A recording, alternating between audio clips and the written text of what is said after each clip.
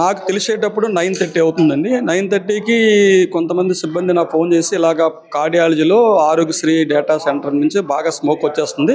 So మీరు రమ్మని అంటే నేను పరిగెట్టి వెంటనే వచ్చాను. వచ్చిన తర్వాత అర్థమైంది ఇక్కడ ఏదో ఎలక్ట్రికల్ ఫైర్ ఏదో ఫైర్ అయింది లోన అని చెప్పి అర్థమైంది. వెంటనే మేము సిబ్బంది అలర్ట్ చేసి తీసుకొచ్చి మా దగ్గర ఉన్న ఫైర్ వెపన్స్తో ఆపడానికి ప్రయత్నం చేస్తాం. వెంటనే మేము ఫైర్ స్టేషన్ కూడా ఫోన్ చేయడం జరిగింది. దీని తర్వాత మేమేం చేసామంటే పేషెంట్లకి ఇది బయటకి అటు సైడ్ డోర్ క్లోజ్డ్గా ఉంది చూస్తున్నారు. అప్పుడు లేదు, క్లోజ్ అయిపోయింది.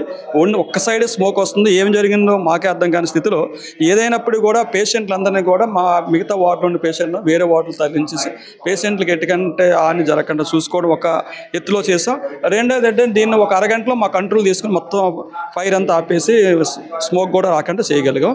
ఫైర్ స్టేషన్ సిబ్బంది కూడా సకాలంలో స్పందించి వాళ్ళు రావడంతో చాలా పెద్ద ప్రమాదం అయితే తప్పిందని చెప్పేసి మేము చెప్పాం. దీనిపై తదుపరి దర్యాప్తు అంటూ ఏమైనా ఉంటుందంటారా? అంటే ఇది ఎవరు చేసింది కాదు, మీకు తెలిసిందే.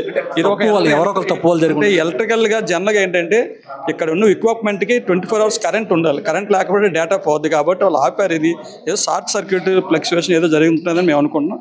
బట్ ఇది ఎలక్ట్రికల్ డిపార్ట్మెంట్ వాళ్ళు చెప్పాలి ఏం జరిగింది ఏంటనేది.